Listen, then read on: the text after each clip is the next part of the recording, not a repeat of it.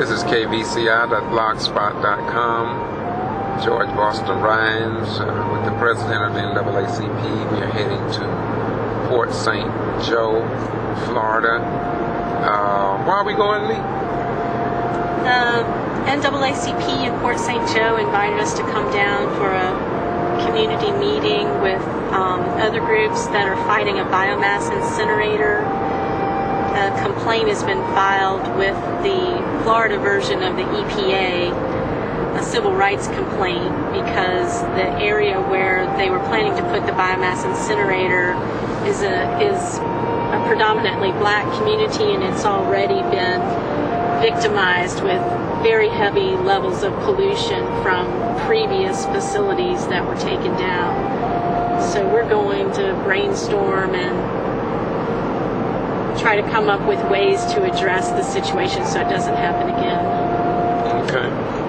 Does the president of the state of Georgia, NAACP, know about this, or he's aware you're making this trip, or how does NAACP fit you into the picture on issues such as this going out of the state?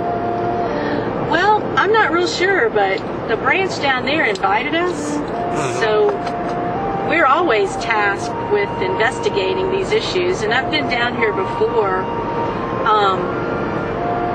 and they're well aware of my involvement with the Port St. Joe incinerator, and I was invited by the National Climate Director, Jackie Patterson. She's the NAACP National Director regarding climate change, and I was invited by her to come to the Florida State Convention, and George, you were with me because you recorded it, and we basically kind of explained the situation in Port St. Joe and advocated that everybody involved in the Florida State Conference, that they come over and help Port St. Joe fight this biomass plant. And what was really great was one of their vice presidents, Lewis Jennings, he was there, and he's been over to Port St. Joe. So he and I have been communicating pretty frequently about the situation there. So he spoke about it, and then Hillary Shelton, I believe, spoke about it. He's one of the national NAACP's, he's the major attorney, and he basically encouraged the crowd to understand that the NAACP is now moving into a different version of civil rights. We now recognize that environmental rights are the same as civil rights, because black and brown communities historically get treated to the worst pollution.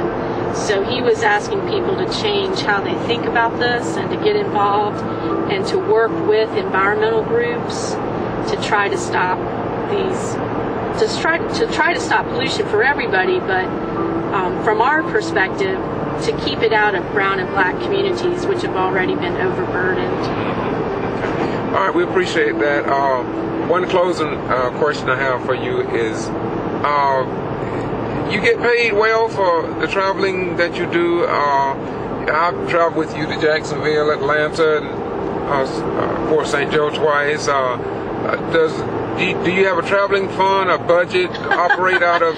No, anybody who's an officer in the NAACP, with the exception of people at the national level, everybody else is a volunteer. We pay our own way. That's just what we do. Okay, so to everybody who watches this, that's why I call myself crazy. My friends ask me, George, why you do what you do? Well, you see, I'm not by myself. I guess when you look back at the other civil rights, Goodman, Chain, and Smyrna, those individuals probably didn't get paid either.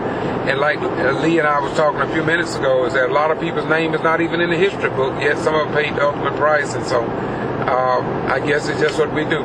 On behalf of Valdosta-Lowndes County branch of the NAACP, Lee Churchton and myself, and President Edward DuBose and District Coordinator Larry Lockett, we want to say to you that we appreciate having the opportunity to travel under the acronyms of the NAACP, and we get to Port St. Joe, we will do another clip on our journey to do something for the betterment of man and mankind. Bye-bye, we're gone.